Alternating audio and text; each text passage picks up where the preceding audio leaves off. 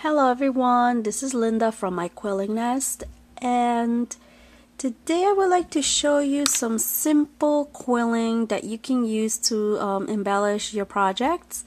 I started making this cute little box that I got from Sizzix, Stampin Up, and it opens up and then you can put little 3x3 cards inside. These are the envelopes. And these are two of the cards that I've made so far. Simple. And today I'm going to show you how to make a flower just like these. Sorry.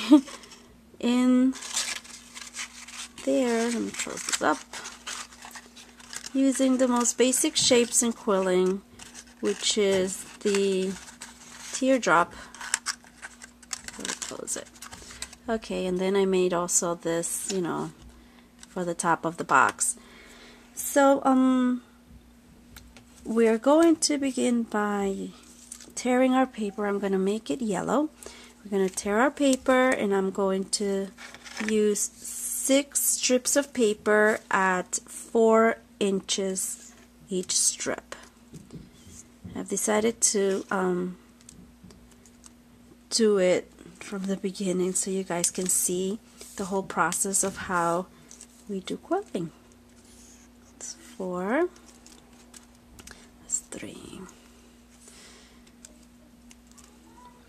4.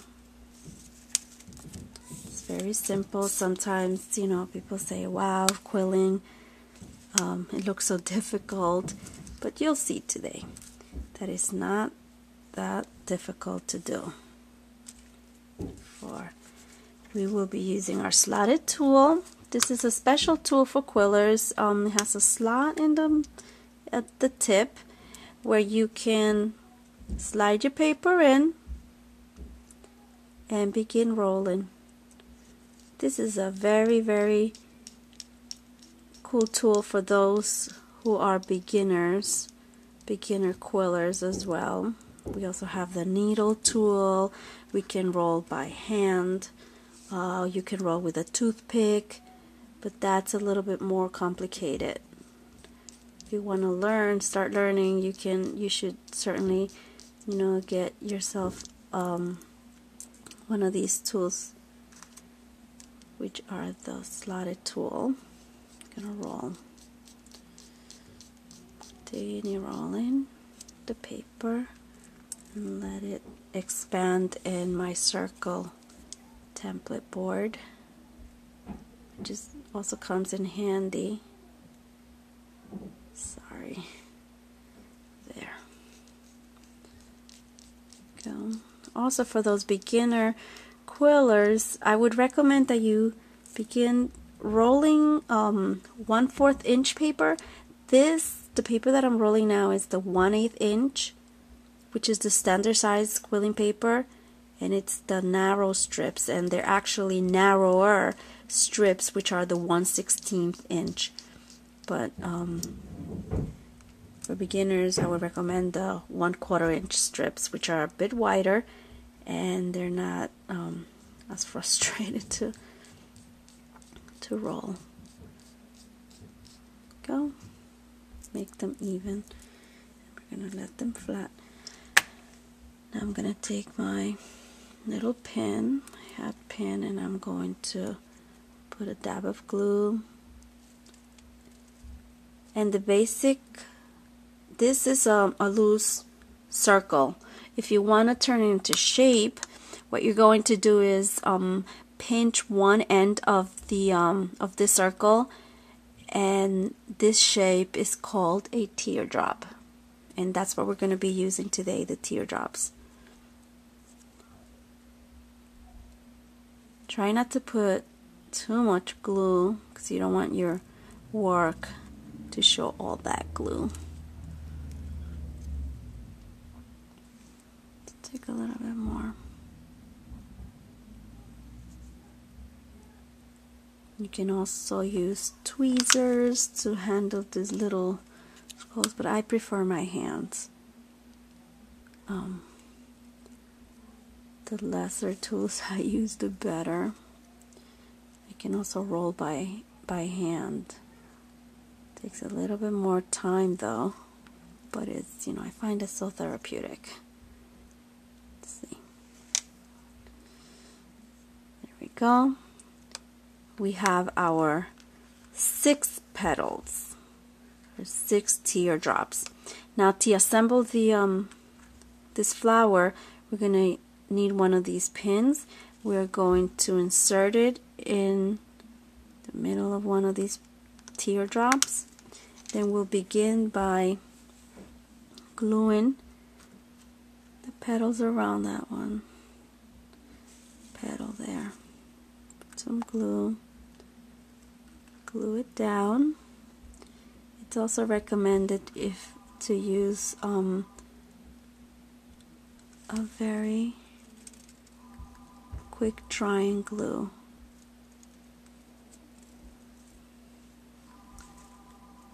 Oops, that's my phone.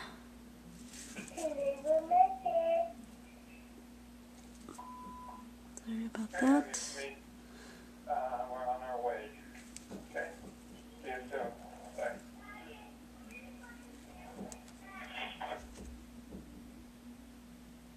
Good, put glue on all of them.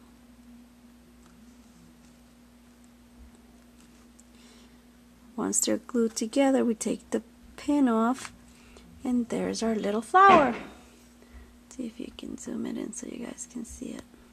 There's our flower. Okay. To assemble it, many times I really don't have a plan when I start quilling of what project or how the design is going to look. I like to start rolling my paper and then decide how I want to do it. So let's see. We have a little flower. We want to place it, play around with it so that we're satisfied where we want to put it. Let's see, this one right here, I put it in the corner. This one, I also put it in the corner. Let's try putting this one in the middle. Let's do this one in the middle. So we're going to take some glue and we're going to glue this down like this. Glue it down. So, there we go. Now we're going to make some petals or a stem. I'm going to put this aside. We're going to make scrolls. I'm going to take 4 inches and 3 inches. And what I'm going to do is to do a scroll. You're going to roll one end of the paper, but do not glue it. Just let it loose. And then we're going to roll. Sorry. Oops, sorry. Can't see there. It's a little bent, my slotted tool. There. Just play around with it so it gives it a curve. Once you have these, you're going to play around with them where you want them. It could be like this.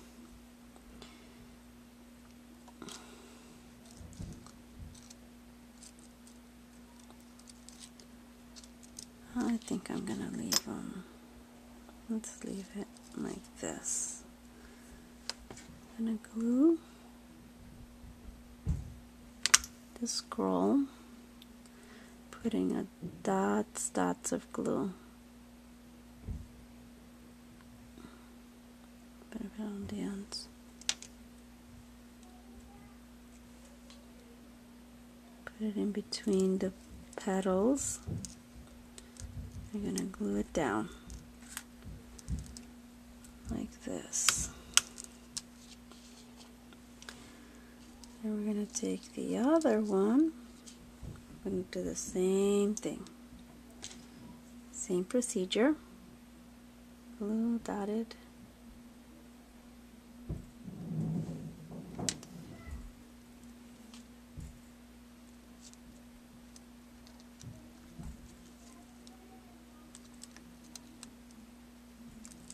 There. And now we're going to make the leaves. To make the leaves, we're going to use a 4-inch, and we're going to use a 3-inch. Oops. We're going to do the same thing. We're going to roll the paper.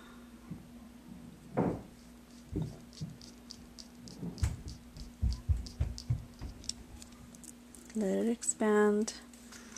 And roll another one.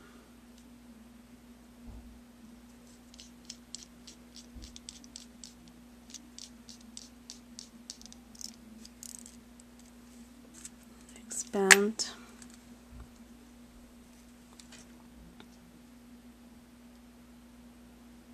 There. Glue, we pinch, but this time we're going to make a marquee and we're going to pinch both ends of the paper. Another one. Oops. Make a marquee. You're going to pinch both ends of the paper. And what we're going to do is we're going to glue the end to end. We're going to place it, I think I want one here. I think we're going to have to make 2 of them. For now we'll leave it at 1. See? Like that. And then for the center of the flower, you can either make a tight circle or you can place one of these little sticker gems in the middle.